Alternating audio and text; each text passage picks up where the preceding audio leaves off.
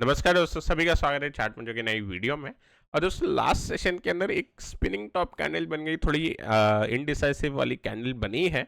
लेकिन जैसे हमें नया डेटा मिल रहा है, एग्जिट पोल के अंदर भी नंबर्स काफ़ी अच्छे दिख रहे हैं और डाउ के अंदर काफ़ी शानदार रिकवरी आपको आती हुई दिखाई दे रही है। एक स्ट्रॉन्ग रिवर्सल हम ऐसे ही एक्सपेक्ट कर रहे थे कि ज़्यादा से ज़्यादा एटलीस्ट 37 700 800 के आसपास एक बार ये सपोर्ट लेना चाहिए या 2-3 दिन होल्ड तो कम से कम होना चाहिए। तो यहाँ हमको रिवर्सल ही आते हुए दिख गया। साथ ही साथ बॉन्ड यील्ड जो कि कमज़ोर होती हुई दिखाई दी, वापस अपने चैनल के अंदर, मतलब चैनल की जो लोअर सपोर्ट है उसके नीचे चले गई। मतलब फिर से एक ब्रेकडाउन के आसार हमें दिखाई दे रहे हैं। अब दोस्तों, यहाँ पे मैक्रो थोड़ा स्ट्रांग है और इंडिया की जीडीपी नंबर भी आए थे, वो भी स्ट्रांग आपको आते हुए दिखाई दे रहे हैं, अबव एक्सपेक्टेशन है।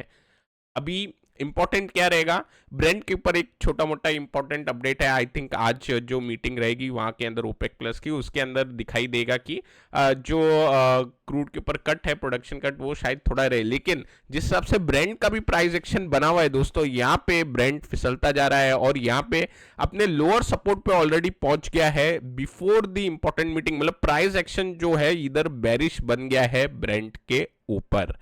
अब सारी चीज़ों को अगर हम सम अप करते हैं तो मैक्रो और फॉरेन मार्केट से जो भी सिग्नल आते हैं वो सारे पॉजिटिव हो गए हैं।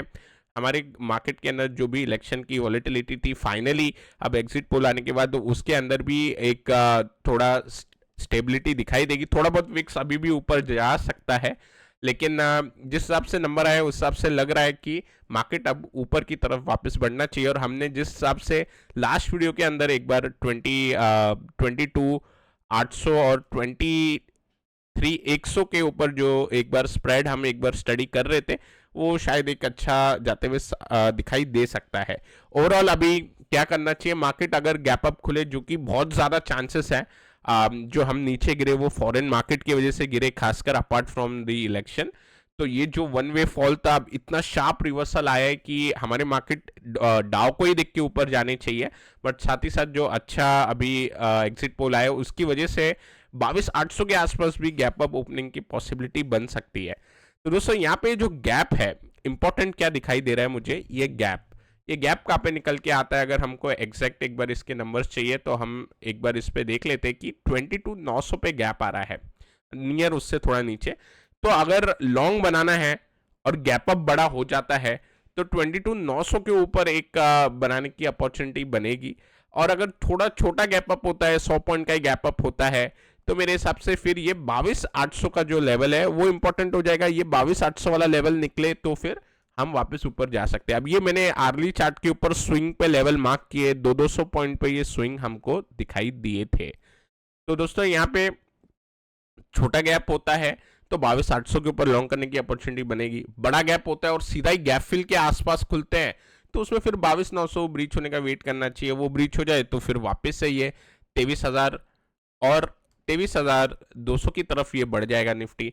तो काफ़ी एक पॉजिटिव अभी लग रहा है ओवरऑल। बाकी सुबह एक बार डाउन फ्यूचर्स हालांकि स्ट्रांग ही रहने चाहिए, तो ऐसा सच कोई दिक्कत नहीं रहनी चाहिए। डाउन साइड में अगर कुछ नेगेटिव सरप्राइज हो जाए, जो कि चांसेस बहुत ही ज़्यादा कम है, तो इंपॉर्टेंट 22 300 रहेगा।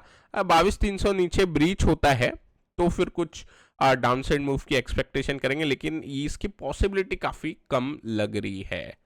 अब बैंक निफ्टी की बात करते हैं। बैंक निफ्टी भी ऊपर जाना चाहिए। यहाँ पे बैंक निफ्टी रिलेटिवली स्ट्रॉन्ग थोड़ा था 2-3 दिन के प्राइस एक्शन को अगर हम देखें, लास्ट ओवरऑल अपने हाई को चैलेंज करेगा, प्रीवियस स्विंग हाई को। तो मेरे हिसाब से बैंक निफ्टी में ये all time high gap up या एक ब्रेक अवे गैप अप की पॉसिबिलिटी यहाँ पे दिखाई दे रही है, जहाँ पे 49 700 के ऊपर खुल सकता है बैंक निफ्टी। तो हमें 50,000 का वेट करना चाहिए। 50,000 ब्रीच हुए तो फिर एक पोजीशन बनाने की पॉसिबिलिटी बनेगी। छोटा गैप अप होता है तो फिर जब ये स्विंग हाई निकल जाए तो वहाँ पे एक अपॉर्चुनिटी बनेगी। डाउन साइड पे फिर से मैं क्रॉस करता हूँ बैंक निफ्टी पे, ऐसा जितना लग नहीं रहा। मिड कैप निफ्टी अपने प्रीवियस जो रजिस्टेंस था वो सपोर्ट की तरह एक्ट हो रहा है, तो यहाँ से एक अपसाइड जाने की पॉसिबिलिटी बनी हुई है। हम देख रहे हैं पिछले 4 दिनों में थोड़ा सेल ऑफ आया है और एग्जिट पोल के हिसाब से देखें तो स्ट्रॉन्ग ही नंबर्स है, तो यहाँ पे भी थोड़ी तेजी बननी चाहिए। अब डाउ हमने ऑलरेडी देख लिया, काफ़ी स्ट्रॉन्ग रिवर्सल, सपोर्ट एरिया में से बहुत ही ज़्यादा स्ट्रॉन्ग ये रिवर्सल कैंडल है। बॉन्ड यील्ड नीचे गया, डॉलर इंडेक्स नीचे गया और साथ ही साथ ब्रेंट भी नीचे गया। अब ब्रेंट में हमें ऐसा लग रहा है कि प्रोडक्शन कट अगर हुआ भी और फिर भी अगर ये ब्रेकडाउन देता है उसके बाद और किसी भी तरह $80 के नीचे चले जाते हैं हम ब्रेंट पे, तो अब अगला स्टॉप मेरे हिसाब से सीधा 77 का देखने मिलना चाहिए ऑन दी ब्रेंट। थोड़ा सा $2-3 एटलीस्ट $2 तो मिलना चाहिए, लेकिन मेरे हिसाब से 77 तक ये फिर स्लाइड हो सकता है अगर $80 ब्रीच होता है तो। ऑन दी ब्रेंट चार्ट हमने लास्ट सेशन के अंदर बोला था कि 82 के नीचे अगर ब्रेंट फिसल जाएगा तो फिर हम 80.5 81 तो आराम से देख सकते, तो हमको वो चीज़ दिखाई दे रही है। और ब्रेंट के चार्ट अगर आप देखोगे तो हमारे वीडियो के अंदर इतना वॉलेटाइल नहीं रहते मूव और चार्ट स्टडी लगभग सही जाती है। अब बात करते हैं गोल्ड सिल्वर पे। ये गोल्ड सिल्वर थोड़े साइडवेज हैं।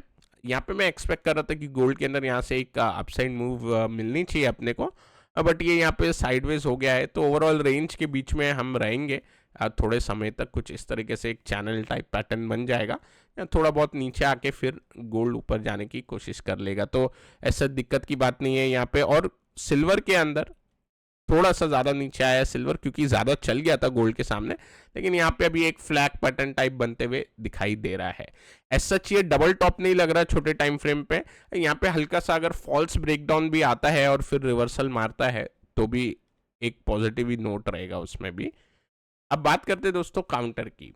काउंटर के अंदर पिछले टाइम से हम 3-4 दिनों से ज़्यादा कुछ चार्ट स्टडी नहीं कर रहे थे, लेकिन अभी चार्ट स्टडी के अंदर हम पहले तो हाँ 2 PSU काउंटर है और सपोर्ट एरिया पे पकड़ेंगे। अब दोस्तों हम सबको ही थीम पता है, अब इसमें जो भी मार्केट के अंदर पार्टिसिपेट कर रहा है लास्ट 1-1.5 साल से, जो कि जो नए भी मार्केट पार्टिसिपेंट है सबको पता है कि PSU के अंदर डिफेंस के अंदर एक अच्छी थीम चालू है, इंफ्रा प्ले भी एक अच्छा चालू है, तो ये तो हम सभी को पता है।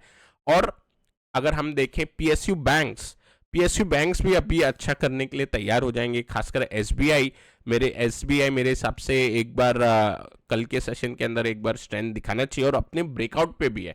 अब ये स्टॉक हम सभी को पता है, लेकिन PSU के अंदर वो वाले स्टॉक जो अपने सपोर्ट पे आए और रिवर्सल के लिए एक काफ़ी अच्छा एक एक चार्ट पैटर्न पे है या चार्ट स्ट्रक्चर पे है, उसके ऊपर डिस्कशन करेंगे।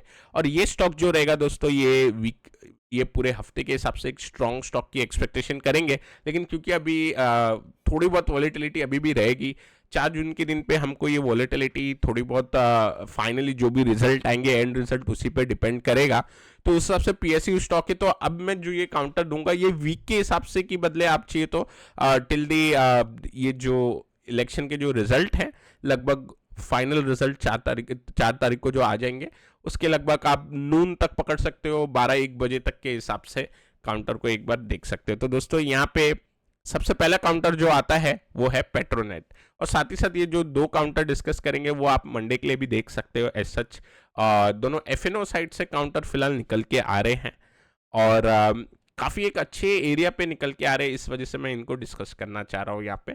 अब पेट्रोनेट LNG की अगर मैं बात करूँ तो यहाँ पे रजिस्टेंस सपोर्ट और वापस से एक सपोर्ट चेंज ऑफ पोलैरिटी का लेवल यहाँ पे दिखाई देता है।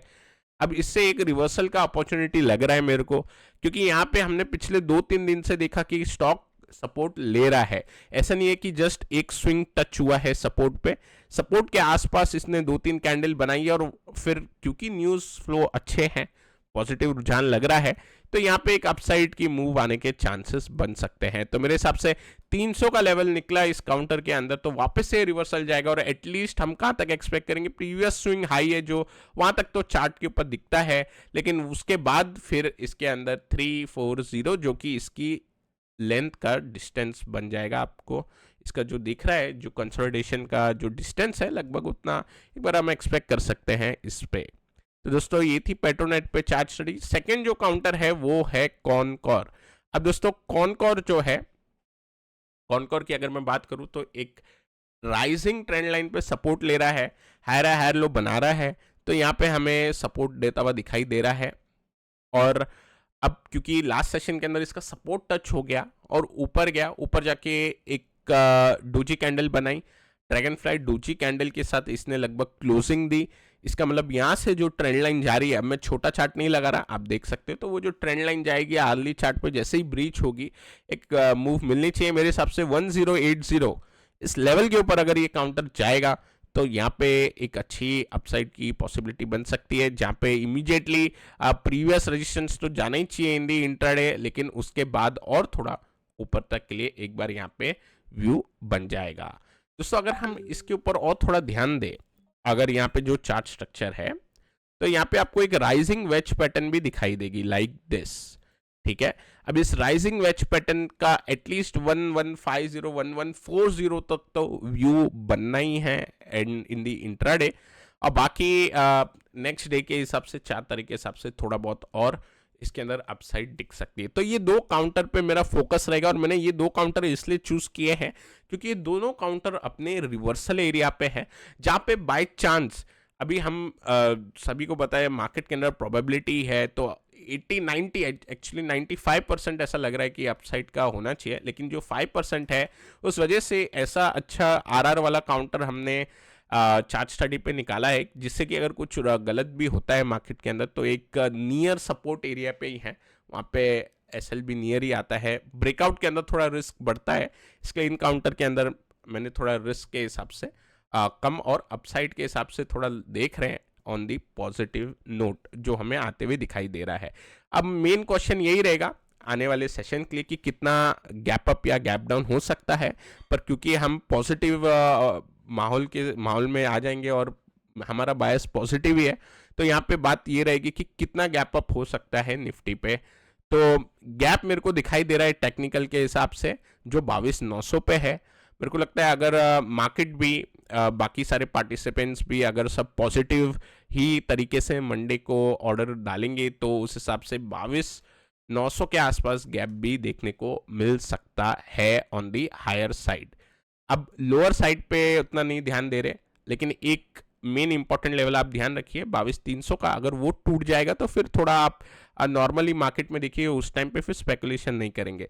हाईएस्ट पॉसिबिलिटी इसकी लग रही है, तो मेरे हिसाब से गैप अगर मिलना चाहिए तो 2 लेवल के आसपास गैप मिलना चाहिए। अगर मार्केट ज्यादा एक इसको पॉजिटिव तरीके से लेगा आउटकम को तो 22,900 का गैप देखने मिलेगा। अगर मार्केट थोड़ा कम पॉजिटिव के हिसाब से देखेगा तो अपने को 22,800 पे एक गैप दिखाई देगा, इस हिसाब से हम चलेंगे। तो 530 की क्लोजिंग है, तो लगभग अच्छा खासा गैप की उम्मीद हम करेंगे। पहला 22,800 अगर थोड़ा सा कम पॉजिटिव है, ज़्यादा पॉजिटिव लेगा तो 22,900 के आसपास। दोस्तों मैं आशा करता हूँ आपको ये वीडियो पसंद आया होगा, पसंद आया तो ज़रूर लाइक करें, नए हमारे चैनल पे तो सब्सक्राइब करना ना भूलें। Till then take care, I will meet you in the next video.